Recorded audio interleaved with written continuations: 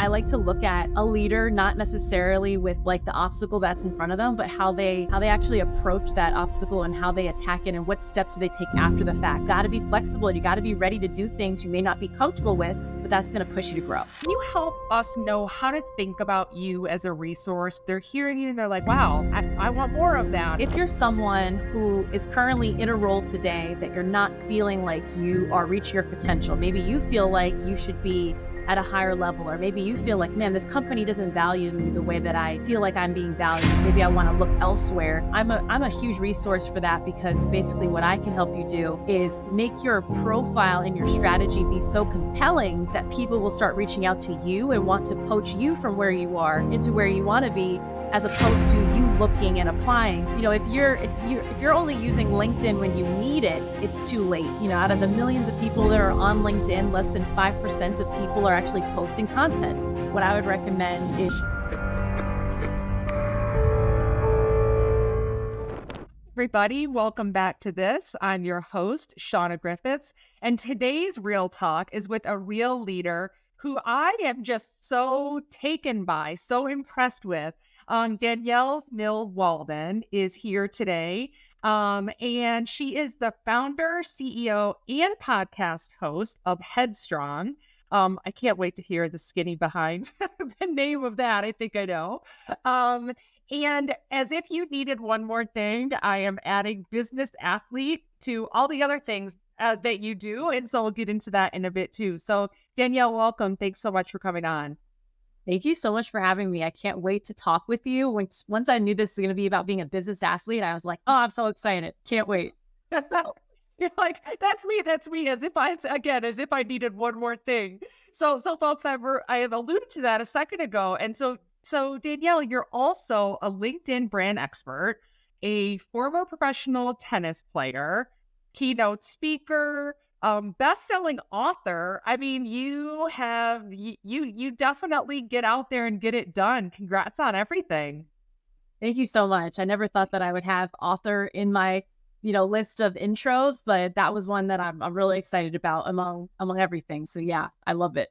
That's amazing. It really is. And folks, I always give you an idea of how I know my guests. And Danielle was referred to me by Jennifer Bagley, who was on. Jennifer did a New Year, New Job episode with me at the start of this year, and it was awesome. And so you're working with Jennifer, you played tennis with Jennifer. Jennifer, thank you so much for bringing us together. So talk a little about that. How has your relationship kind of brought you to where you are today with Jennifer?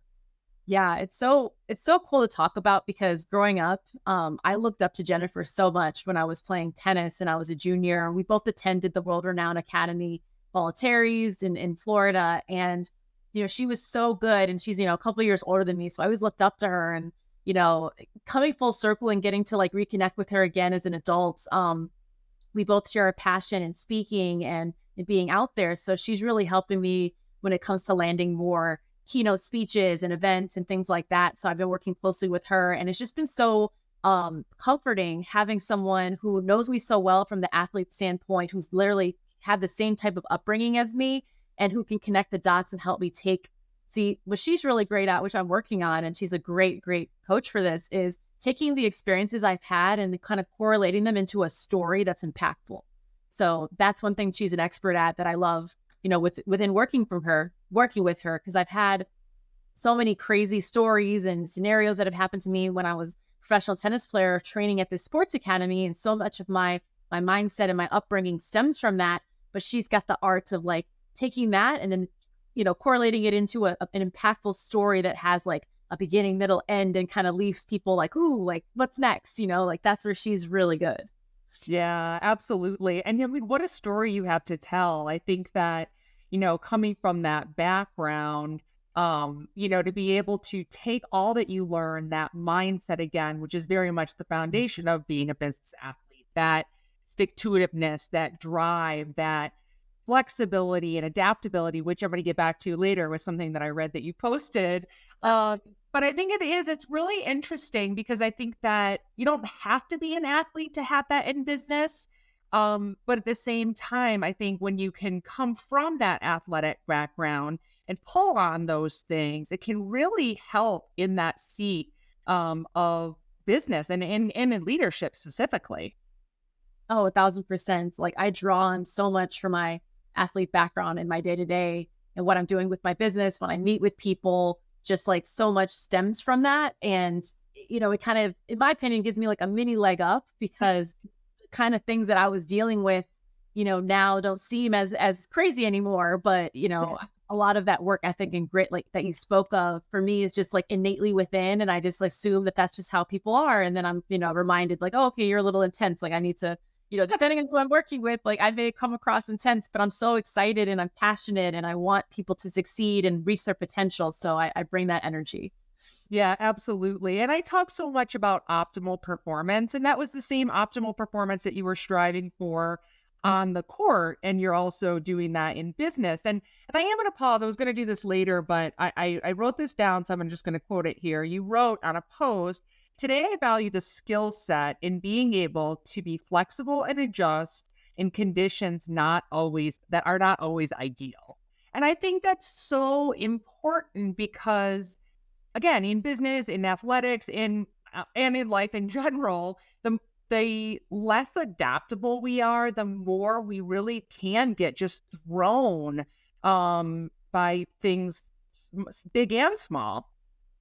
Yeah, I agree 1,000% because literally, like, I like to look at a leader not necessarily with like the obstacle that's in front of them, but how they actually approach that obstacle and how they attack it and what steps do they take after the fact. Because we all have obstacles, we all have adversity, and being able to be adaptable and nimble and flexible. That person tends to like be okay versus the person who's like, it has to be a certain way. And if it's a little bit different, then I can't do anything. And it's like, that's the wrong mindset because as you mentioned, everything can change at any moment. You got to be ready. And in this current job market, what we're dealing with, the economy, you got to be flexible. You got to be ready to do things you may not be comfortable with, but that's going to push you to grow. Yeah, absolutely. I think it's such a great point. Like we've seen so much change in the marketplace, layoffs, people moving jobs, all of that. And so much of it to your point is about how do we react in that moment? And it is so human to be upset or, to be knocked on our heels. But again, like we can only sit in that place for so long before we again, like get moving, get back out there again, get swinging or run or whatever you want to say. And something that just I remembered when I was what you were talking is when I'm leading people, I often say to them that there's a challenge has been, has happened, a mistake someone made, even if it's big, it's okay. I'm not so upset that the mistake happened. It's all in what do we do now? And I think that just can make or break it for people. Yeah, I agree 1,000%. You mentioned the layoffs and, that was something that I used to, train people on and coach people on, but I never personally experienced. But I had this experience happen very close to home when my husband experienced a layoff last year and getting to witness him go through the process and being there for him to support him, but then also, us working together to strategize, okay, this happened to us. Now what? Let's take the necessary steps. And I was able to view it from a different standpoint with it being so close to home as opposed to just training people and coaching people on it, but not necessarily fully understanding what they were going through. Now it's like, oh, I feel this. Let's get you out of this because it is a very tough and so many people are still dealing with that. And I know you remember a couple months back where there were so many happening at once every day on Yeah. LinkedIn. It was like Yeah. this thousands of people, this company, that company. It was like boom, boom, boom. And I know for many people it was their first time, and for others it had happened multiple times. So, to your point, like having a strategy or, knowing where to go to get help is really important in those situations and always staying ready because you never know when you have to be ready, like always being ready for the inevitable. You never know.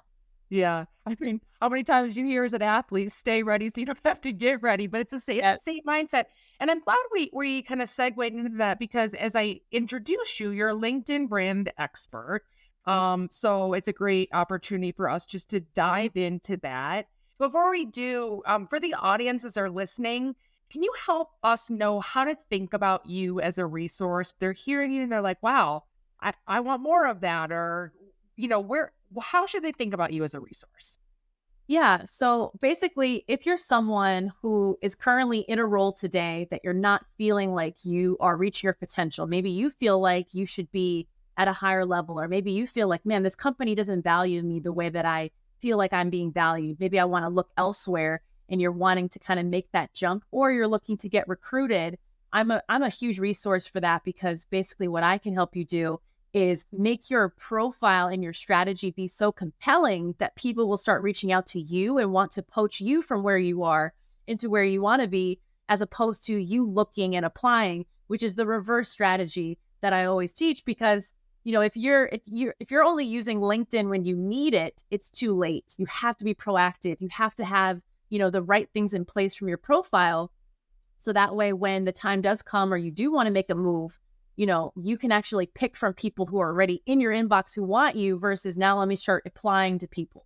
So that's one avenue. And then another avenue that people can leverage me with is if you're a part of an organization or a company and you want your team to be stronger with LinkedIn to recruit better talent, or to basically sell and to get people business. That's another avenue that I do, as well as helping businesses improve on LinkedIn or helping their staff improve on LinkedIn. Those are great. It's great for us to know. Thank you. So before we can even get to the point of how do I, like using it as you're saying for job searching and networking, let's Yeah. start with the ground level of comfort level in even being active at all on the platform. Because I think there's so many people at various levels. I mean, I was talking to someone very recently who's probably in her late 20s, early 30s, and she's just so intimidated to even like or comment on anything. And so I'll stop there. What do you have to say to people in the audience who may feel that way? Yeah, and that's very normal to feel that way. I'll say this statistic is like, out of the millions of people that are on LinkedIn, less than 5% of people are actually posting content. So as I talk about this, compared to the Instagrams and the Facebooks and the YouTubes of the world, where there's so much saturation, and you may post something, but the chance of it actually getting seen or, is very small. On LinkedIn, the opportunity is very big. So I say that to say, if you're not someone who feels extremely confident posting your own content, which is a strategy that I teach, commenting on other people's posts is really important. And if you're feeling like scared to like something or engage with something, because maybe your fear is, oh, what perception will that be? Will my employer see this? What's the reaction going to be? Just be selective in the stuff that you're engaging in. So what I like to recommend is, let's say your niche is engineering, for example, or marketing, and you find on LinkedIn who are the experts in marketing, who are the thought leaders in marketing, who are saying things that your company would deem to be, good advice or good stuff. These are the kind of people that you would want to engage with on the platform, because that's only going to make people who look at your page see that you're liking and engaging on that type of thing. And then more people will see that. So I don't say, if you're that person who's a little bit fearful, don't like and engage on some topic that's going to make your audience or your employer, your boss be like, what are you doing? You can be really strategic and use that as practice. And that's what I would advise somebody to start. Yeah, absolutely. That's such a great way to give that guidance. And I think something just to lean in there, something that I've also shared with people is find some friendlies in there. So like if you know me and I'm posting, start to comment on mine. And because I think there is a practice and a process of finding your voice. Like, do I want to be like, what is the voice and tone that I have on LinkedIn? I'm a huge proponent of just being authentic, just be who you are. And I also know that some people have more of a business persona or that kind of thing. So again, I think if we can find some friendlies there and discover how do we want to talk, air quotes talk on LinkedIn, that's also a really nice way to just get some training wheels going. I agree with you. And when you said, like, find your voice, be authentic, that's the best advice that you could do, is to be yourself and be who you are. But we say that to say you don't necessarily need to be how you are in your personal life or on other platforms, which could be a lot more overt than on Yeah. LinkedIn, because be mindful it's still, a work platform. And there's all these debates always on the platform. Is this for LinkedIn? Is this for Facebook? Like, what are these people doing? Depending Yeah. on the industry they're in, it's all relevant. But It's just whatever you feel comfortable with. And, speaking in your own voice is going to give you the best results. Being who you are. Like if you're very, robotic and what you're saying doesn't sound entertaining, nobody's going to even engage with you. But to your point of finding friendlies, what you were saying is so important, because if you start engaging on somebody know's content, it's a friend, it's a colleague, when you post something, they'll engage on yours. It just starts to create that friendly other people's network type of thing. And that just drives engagement. Yeah, absolutely. That's such a great point about the reciprocation there. Also, when I heard somewhere along the lines, much like what you said, is that you don't necessarily have to start posting your own content, but if you start to comment on others, again, it gets you going in it. But I actually heard that that's can be even more effective than if you're than your own posts. So I actually started, and I have to be better about this, to be quite honest. I've been trying to do it the last week or so, but is to actually carve out time, even if it's 5 minutes a day, to go in and find other conversations that I want to comment on. And so again, I think sometimes we have to give ourselves these like these tactics to keep us, kind of on the track.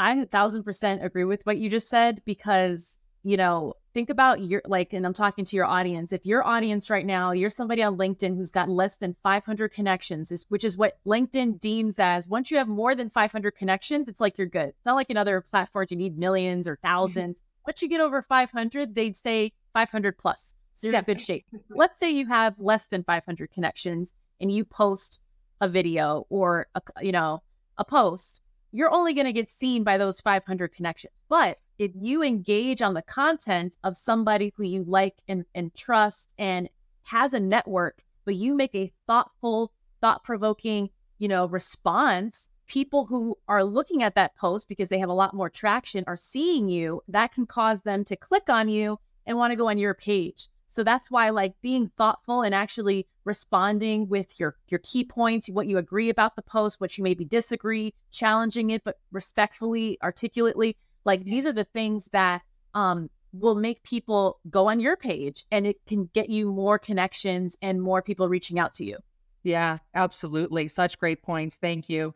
I also started, like, sometimes if I'll lean in and I don't know the person at all, and it's not that somebody else turned me on to them or something like that. I just happen to see it. I will literally write, I don't know you. I admit I do not know you, and XYZ. And it's been funny because sometimes I've gotten responses from other people to a comment that I make like that. Because I think, again, sometimes if we can pull back that wall of, like, it has to be so formal, Right. then I think that can give us a bit more ease to which to just be able to say something. Absolutely. And, like, one of the powers of LinkedIn is the inbox, which, it can be the best part or the worst part, depending on, what type of messages are in your inbox. I'm laughing, Shauna, because I'm sure you're getting people like with a template message trying to sell you something. That's not a good approach, guys. But your inbox is such a great avenue for business, for networking, for relationships. And I always say, like, so many of the business deals I do, the work I do, the people I meet, the impactful people that change my life come from my LinkedIn inbox. And I always say, like, you have a pot of gold in your inbox. You just have to find it. You got to dig through the dirt to see it. But there's so much gold in there if you just give it a moment and sift through all the people reaching out trying to get something from you. There's a lot of gold in there. So there's a lot of gold in that inbox. Yeah, I appreciate you say that. You're right. I did laugh because of the amount of kind of spammy templated messages I'll get.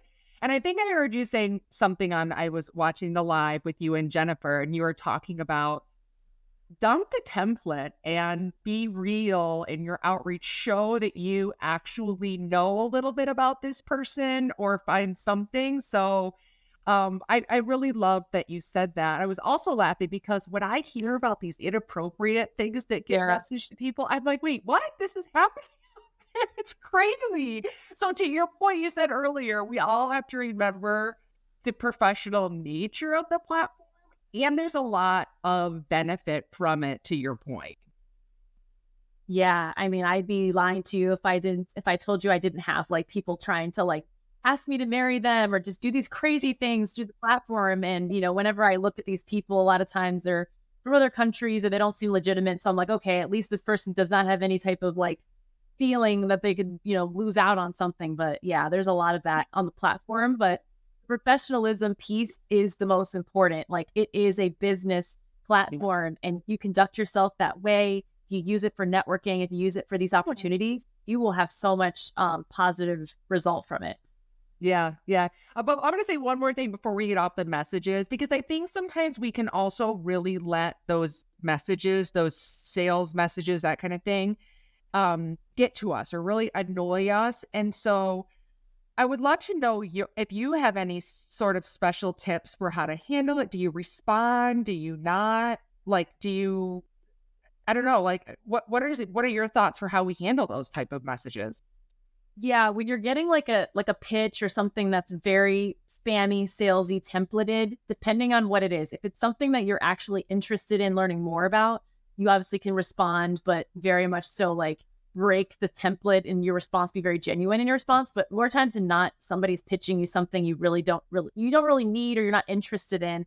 I typically just don't respond at all unless the person continues to say like the same message maybe 6 or 7 different times in their follow-up where I occasionally will say, hey, I'm not interested, but just some word of advice, the more catered message you could like, if you can make this a little bit more catered, I think you'll have a better result. That's if I have, time, but usually I just Yeah. don't respond at all to these Okay. types of messages. Unfortunately, there's somebody out there teaching people that templated email pitches are a good idea on LinkedIn, and I need to talk to them because they're not getting good conversions. Yes, absolutely. I think everybody listening to this could probably agree with you. I had someone message me recently and this on this platform, really my mission is elevating voices of diverse, authentic leaders. I believe in it so much. And the person was pitching me, basically telling me that that wasn't really important and this whole thing. And it was funny because part of me wanted to just dig in, like go at him. And I type, delete. Going delete. And then I just had to realize that it didn't do me, it wasn't going to serve me anything to put my energy there. I didn't need to change him or whatever. And I was just like, delete and block. And I'm not a big like, oh, I'm going to block you, whatever. But at the same time, so I just offer that up as something where, we're talking about the various messages and how we respond, and also sometimes how much we like even allow ourselves to get bent on a shape about something. So anyway, this is this is great. Thank you. Okay, so can we talk about how much the platform has changed even over the last 3 years, some trends that you're seeing, and which can kind of lean into some tips that you have for people? Yeah, the platform has changed a lot over the past couple of years. Like videos that I used to post, and I'm somebody who's a really big proponent of doing video content because with video content, people get to hear how you talk, hear how you speak, how you present yourself, and they start to feel like they know you. Just like when you're watching reality TV or you're watching these people and you're like, I know the Kardashians, I see them all the time. And you're like, well, you really don't know them, but it feels like you do because you hear them speak all the time. Similar to that with video. But anyways, posts that I used to do on video 3 years ago that would get between 25 to 50,000 views, maybe today are getting 1 to 2,000 views. So if I'm somebody who's very view driven, I'd be like, well, this is terrible. My views have gone down. I don't know what's going on. But I'll tell you, Shauna, that I'm converting people at a higher level today because the people who are viewing my content and engaging with it are actually reaching out and wanting to do business. Where before, wide net, a lot of views, very little conversion. So I think what LinkedIn has done is started to learn what people are speaking about and kind of focusing that towards a group of people. And it's like more focused. So if you start to see in your posts less engagement than you used to, don't get so discouraged because the people that are actually engaging and viewing and commenting really want to be your customer or really want to be your connection or your friend or whoever. Like those are the people you need to speak directly to because it's a much more focus group. Yeah. I'm glad you said that because I think for people who, even sometimes you've got that comparison brain. Well, this person is doing so well, or I was doing that. And then you can really, get worried about it. But I think there's also a degree of that, which is not every post is going to be a hit. And, and sometimes it can take a while. I think sometimes if you're just starting to post, I think some of that consistency and really can make a difference. That's my thinking and my experience. But what do you think about that? Yeah, I was going to ask you, like with your posts, do you try to stay like the same time of day when you post? And do you, I don't know how much you're posting today, but like with what I usually advise somebody to do if you're just starting out and you're not accustomed to posting on LinkedIn, do twice a week in the morning between like 9:30 to 10 a.m. in your own time zone. Yeah. LinkedIn's more of a morning platform. People are on it as they're getting ready for work or about to be at work versus like a very late at night platform or a weekend platform, very much during the week. So I always like to tell people to start there. But when you really start getting good, it's every day posting something, but always around the same time of day, because the algorithm begins to like know that this is when you post. You're the expert in these topics. Let's get it to your people. If it's fluctuating a ton, it doesn't know who to really pair it with.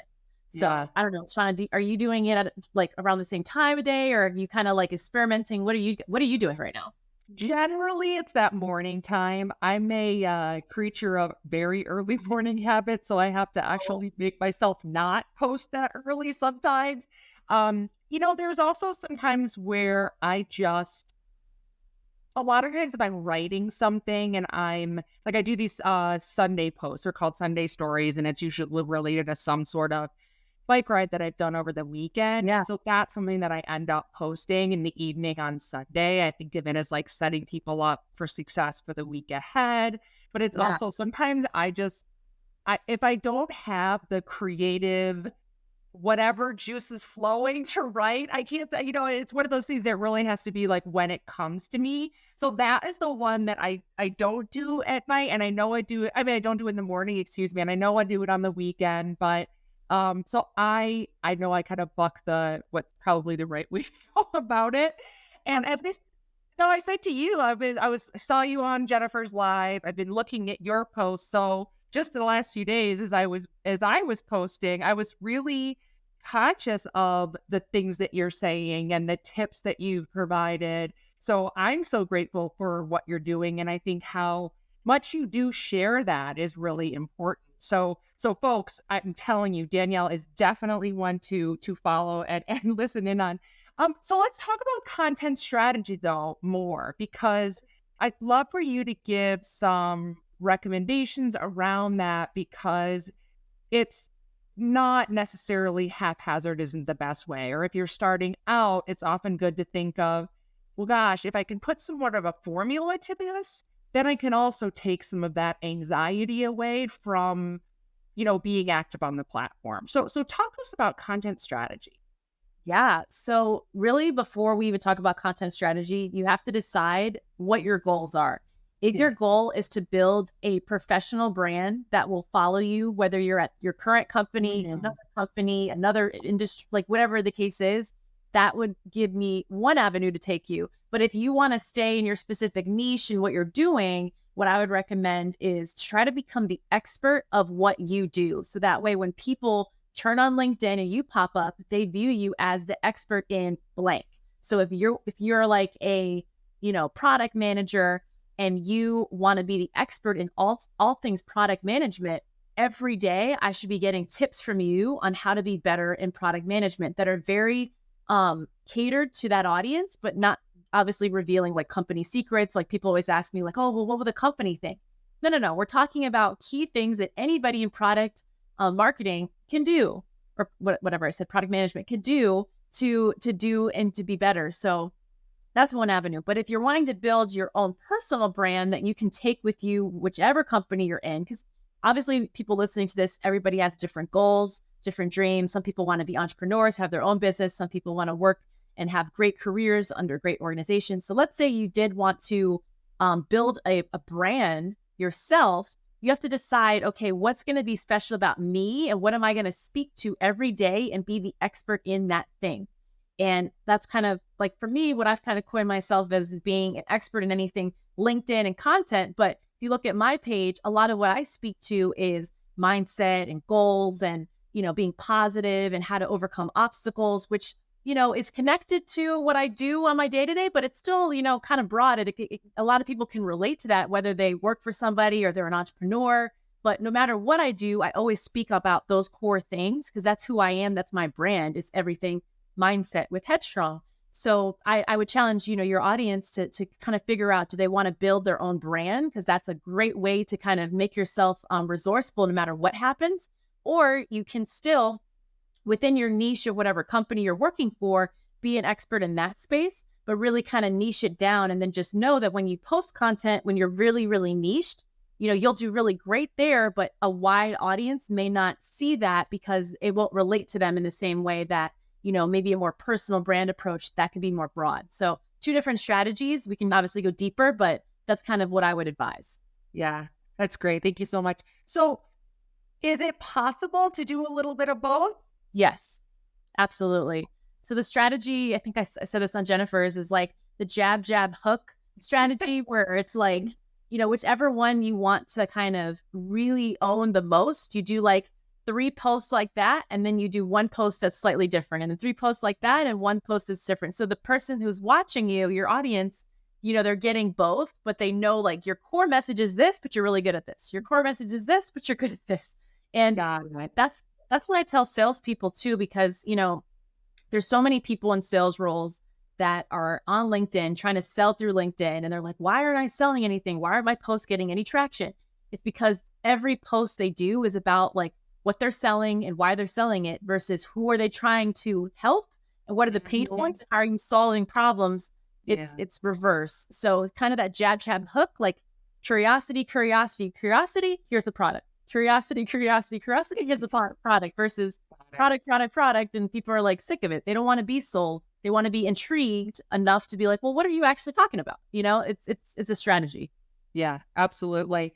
And I'm curious what you think about, as I know you said you work with people, you also work with organizations. So this is something that I've run into a couple times, is an organization thinking that their staff member is obligated to use their platform to post about the organization. So I'm curious what you think of that, because, and I'll be really honest, when I was leading I was leading a setting within an agency of the communications team, and I honestly felt really strongly that we should give people a choice, like not make it that I assume that it's their obligation because they work here, not, and just giving them a choice if they do or don't. And I'm telling the people, hey, I would love it if you would share this about the agency, but it's your choice. So I'm curious, what's your thought about that? Do you run into that at all? Yeah, I definitely run into that. It just depends. I feel the person, like what role they have within the company. Like if they are in a role that where the goal is just to drive awareness to something, maybe a press release or something. It's like, hey, can we have everybody just share this post on their page because we're trying to drive awareness? Cool. Like we could be a team player, we could share it. But if they're telling the staff like, hey, you have to post about us every day, here's what you have to say, like that is going to come across really inauthentic, and LinkedIn's not going to reward that. Because if you notice, when people post about their company, what they're selling, what they're doing, those posts do very poorly. What I would advise a company to do is, let's say there's a press release happening. If that person can take that press release, but speak about it in their own words, their own dialogue, link to it maybe, in a comment, that's going to do much better than them resharing a press release. So that's the strategy that I would coach on. Every company is going to be different. You obviously need to listen to what your employer is telling you, but I like that you were, wanting to offer your team a choice, but I'm sure you would much rather have somebody create something that's unique in their own, but still hit the key points, but they're speaking about it in their own voice. That's going to do much better than just sharing a link or sharing, a post. Totally. 2 things on that. One thing is that at that time, this was several years ago now, and I think it was kind of like, again, where the platform was and evolving. Well, I mean, it's happened many times since then. However, at that time, and that I was seeing like all these people from the same organization post the same thing. And again, it is not, I love that you pointed out that LinkedIn does not reward that. So again, the encouragement there, I'll just echo what you said, is to allow staff to and encourage staff to personalize it, use it how they want to. So that's the first point. The other point I thought that came to my mind is this is someone's personal brand to that point. This is a staff member's identity that they've created and the work that they're putting in on their own time to engage with people, to develop a following, all of that. And I almost feel like I literally question how much we should be asking them to insert, a company message into that. So again, that's why for me, I feel like it's more of asking them to, and if they want to, great. And if not, okay. But I pointed out just because there are a lot of people in leadership seats. So I just wanted to bring it up and get your guidance. No, I love that you pointed this out for two reasons. Number one, like there's been a shift in the way that the employee is functioning.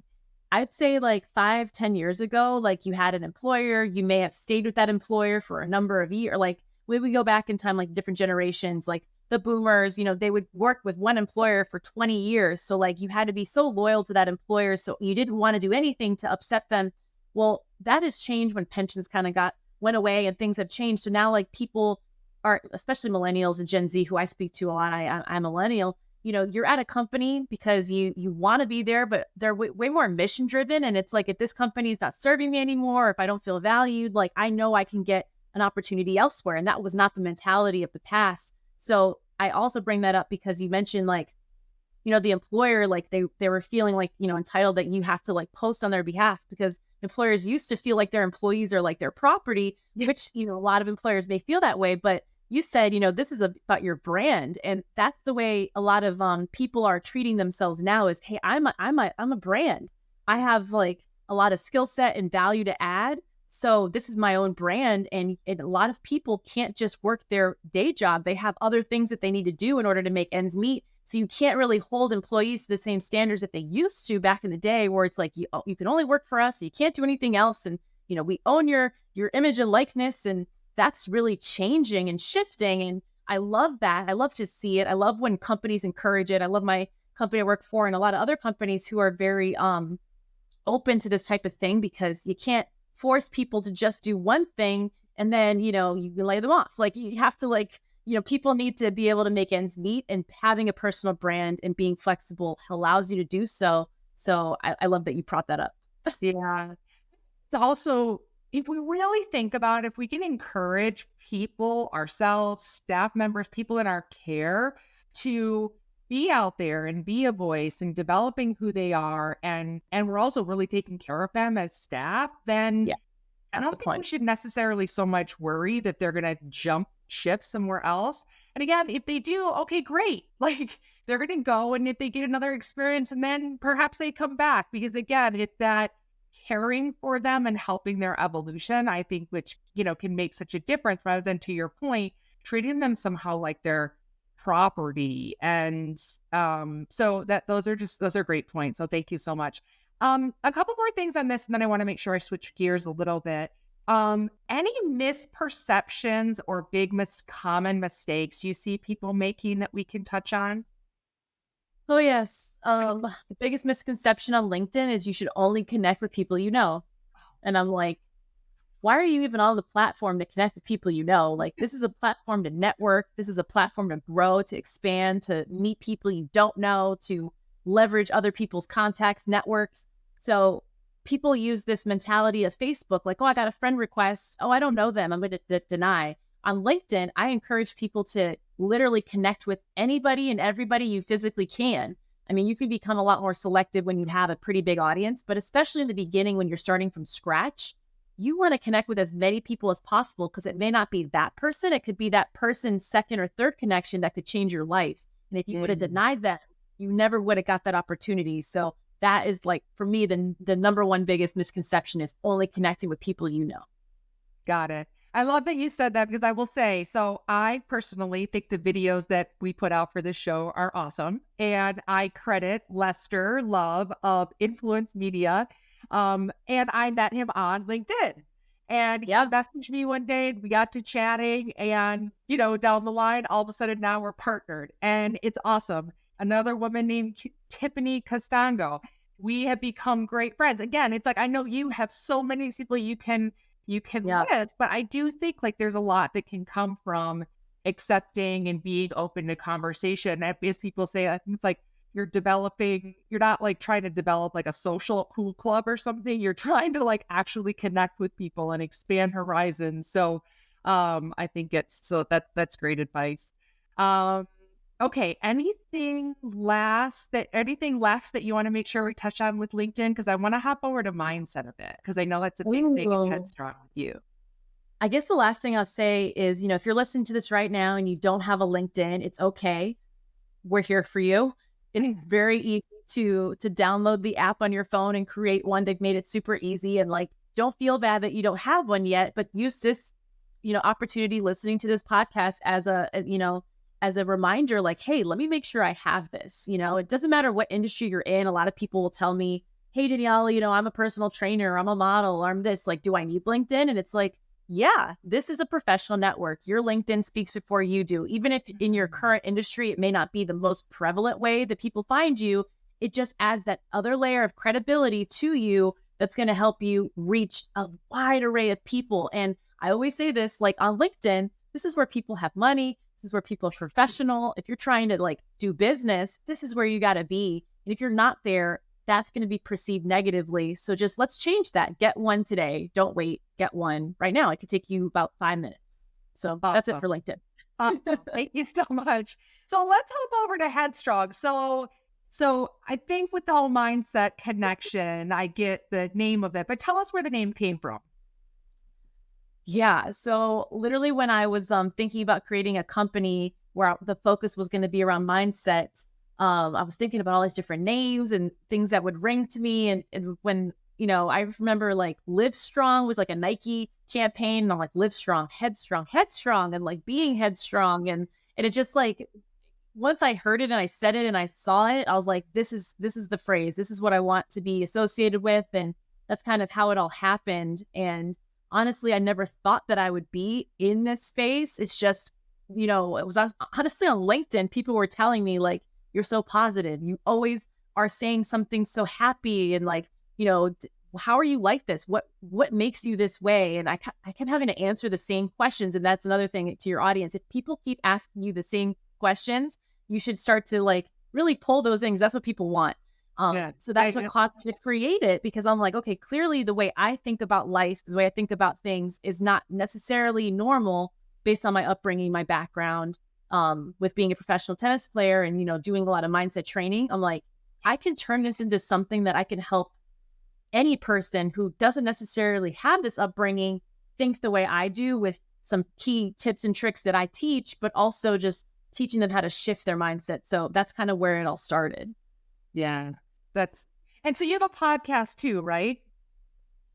Yes, the Headstrong podcast. So basically, the goal is to kind of motivate and inspire people to reach their potential. But I have on different guests from all different areas of life, whether it be athletes, entertainers, business owners, entrepreneurs, regular everyday people. But the key factor is they all are successful. But what we like to speak about on the Headstrong podcast is, what were all of the obstacles and adversity that you had to go through to get to the success? Because everybody likes to say, oh, you're an overnight success, you're doing so well. And usually the most successful people had the worst things happen. And I like to dig into, how did your mindset help you push past it, and dig into that? Because the audience is listening like, hey, like, we could do that, or can we do this? And hearing somebody who's has so much success but go through so many bad things, like, that is motivating. So that's what I love about it.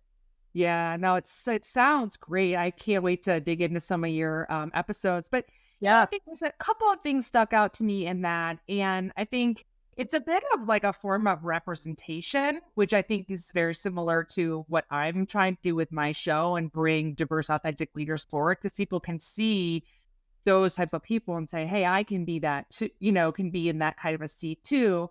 And then also you've got people, to your point, people who have been through really challenging times, challenging situations. So I think sometimes that can help someone say, like, that's a form of representation. Somebody else is going to have, if they've had a hard time too, that's like, oh, I can be okay. I can bounce back. And so that came to mind. And then the other thing is something about like sometimes those repeated challenges, I think actually kind of help you build endurance. So Yes. that again, it's like, so the next time you don't necessarily have to get your legs cut out from under you. The next time you're, just more prepared. And I think again, as we're saying this, I'm literally thinking about like you out on the tennis court or me out on basketball, it's like, but I do think there's some commonality there. I agree. I don't know. Tell me if you agree with this. Don't you find that like if there's one obstacle that you keep experiencing, if you avoid it, it just keeps showing up and like Oh, it just like finds you until you can like tackle it and overcome it. And then it's like, okay, it's like you pass that level of the game, but over until you like get past that level, you literally get faced with this obstacle like everywhere. And I say that because like if you're somebody who's trying to be successful at anything you do, you're gonna have obstacles, but it's all repetition and experience. And to your point, like sports prepares us for that because anytime you're dealing with an opponent and you get beat and you can analyze why you were beat and you face them again and they do the same things, it's like, how are you going to react differently? Are you going to do the same thing you did and then be a loser again? Or are you going to make some adjustments and pivot like we talked about? And then now you're actually going to beat this opponent. And now it's like you've unlocked this other level of your own, like, mindset. It's like, it's so powerful because I feel like with every obstacle that I overcame in my life, I get a bigger one that's slightly more complicated, and it's like I gotta overcome that, and then it just makes you better. And I feel like the audience can relate to this, but don't run away from it. Run through it, like run yeah. through it. It's not going to go away. It's only going to get bigger and come at you more. Yeah, and that's such a great point. I literally say that it will keep happening to you. You will keep facing the same challenge if you don't deal with it. And sometimes that's our behavior when we're in the midst of something challenging. And so sometimes it's not always, it's something else happening to us. Sometimes it's what we're contributing to make something happen. So again, I think it's a really great point. Face it, run through it, find a way to run around it, scale it, something, or you're gonna be facing it again. So that's so great. So I guess like in putting it into action for you with the mindset practice that you do, whether it's facing adversity, going into your like a big speech that you're gonna give, whatever, tackling something new. You do so many new things. So any kind of hints or cheat code for how to hack your mindset that we could pass on to the audience? Yeah, I could give you like two areas that I talk about a lot. The first one is like if you begin every day with gratitude, it sets your mindset up to like be ready to attack any day. So many of us are, thinking like what we don't have or everything that's going wrong. And that like those little brain waves of like the negativity impact you. So if you could just either begin your days or end your days with a gratitude journal, writing down at least 5 to 6 key things each day you're grateful for, it just you can't be upset and experience gratitude at the same time. Like it like cancels each other out. So that's number one. And then number two, like what I like to do whenever I'm going to start something new or whenever I'm going to do something big, like even today, preparing for this, this interview with you, this podcast, I always tell myself like it's going to be a really, really great day. I'm going to attack this day and it's just going to be amazing. And it's so crazy. People are like, well, that's so cheesy. Like, do you really say that? And one of my mantras, my team will tell me it's always, it's a great day to be great. Like it's going to be a great day. And it's just super cheesy. But I find that when I say this and I really believe it, the day goes so well, especially if I know I'm going to have a lot of really important meetings I'm a little worried about, or I don't know how I'm going to do. Just going into the day, like it's going to be great. It's going to work out. I'm ready. I'm prepared for this. Like I know I can do it even if you don't, but speak it, fake it till you make it is a motto that I do still leverage and it does work. So I would say that, to your audience, like it's normal to be nervous. It's normal to feel like you're not ready. It's normal to have imposter syndrome, but just trust that you were picked, you were selected, you had these opportunities for a reason. Let's show up and be our best version of ourselves. That's it. Yeah, absolutely. No, it's so great and not cheesy at all. I was driving to a meeting a few months ago and I was listening to the radio and somebody said, have a great day on purpose. And Yeah. I wrote it down, I posted it that day, and I keep using it. And I do it as much, half the stuff I post is as much for me as it is for anybody else. Because, again, like I'm dealing with all the things that I face. So I need these mindset hacks for myself. So it's another version of what you said, which I think is just beautiful to, again, I think these are all tools and toolboxes that can help us to keep going. Because at the end of the day, that's it, right? It's like find the thing that we can do to keep those steps going every day. And sometimes we're going to run and sometimes we're going to hobble, but forward is the way. So, last question for you is kind of going back to what I was saying about you doing a lot of different things.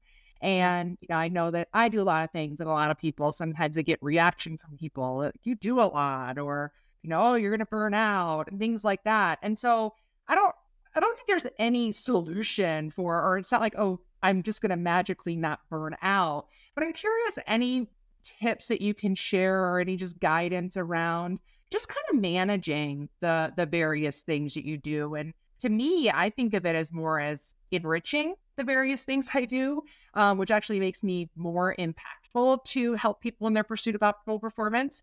That's my take, though. I'm curious what yours is. Yeah, you said that and it kind of gives me an aha moment because I've had people who can't really relate to somebody who does as many things as I do today. And they'll say things like, well, if you just focused on one of those things, it would be like really good. Like, why do you like spread out everything you're doing? And it's like very like accusatory judgment, like unnecessary. Like I didn't ask you for this advice. They're just giving it to me. Then what I like to say is, I know who I am. I know that I'm the type of person that when I'm busy and I have a lot of things going on, it makes me be my best. When I'm only doing one thing, I don't know, I like spiral down. I know myself. I'm always someone who's had to manage a lot. When you're playing tennis and traveling the world, you're focused obviously on being a pro, but you're having to manage the travel and the coaches and the training and the sponsors and like there's a lot. So then leaving that world, going into corporate America and then your own business, like there's a lot you're managing. So I can handle a lot, maybe compared to other people. So for me, my normal is somebody else's a lot. So when somebody does want to project their, doubt, it's a lot of project their doubt onto you or onto me. I say, hey, that may not be my reality, but, I appreciate you feeling that way. But just know that like for me, this works and I'm good. Or I just don't even acknowledge because I feel like I could be doing even more. The tip, you need the tips. The tips is for me, personally is my Google Calendar is my life. If I don't have it in there, it doesn't exist. And I've, made the mistake where somebody's like, hey, can you call me tomorrow at 8? I'm like, yep. And if I don't put it in the calendar, I will not do it because that's how I run my life is by my calendar, my alerts. It's digital. I keep it everywhere. And some people will be like, well, everything you do is scheduled, even your personal stuff outside of work, even your, stuff with your husband. And I'm like, yes, because he can see what I have going on. I can see what he's got going on. Like this works for us. We're so busy. If we don't schedule, so many things would get missed. And for me, the calendar and having it digitally is huge. I know some people love the planner. I'm a lefty, so my handwriting's terrible. Like I need it digital where I can access it anywhere. So that's my tip. But to your audience, like, do what you feel passionate about, what you're called to do. We're all called to do something. And, there's so many different things that we are great at. Just lean into those things. And what I found is my speaking is opening up opportunities for my podcast, which is open up opportunities for my business. Like it's all connected, even though it can seem very different. But yeah, it's all connected. Yeah. Those are great points. And I could not agree with you more about the projections that people do. And I have to admit, sometimes it gets me. A couple of weeks ago, I got one of those should attacks from someone, and I was like, ah, and it was really hard. But I had to again remember everything you're saying. That's like I tick a certain way. So again, even I think we all have to meet ourselves with grace, but also with each other. So audience, just know that before you pull out a should, ask yourself if that's really necessary and how can it serve you or that person if you're going to do that. So Danielle, you're awesome. I'm so glad I've gotten to know you. Thanks for all that you shared today. I look forward to continuing to follow you and learn from you. So thank you so much. And I hope that you have an awesome day.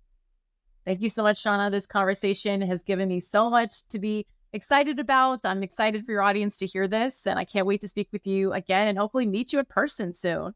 I know that would be awesome. Well, thank you everybody for tuning in. Appreciate it. Have an awesome day.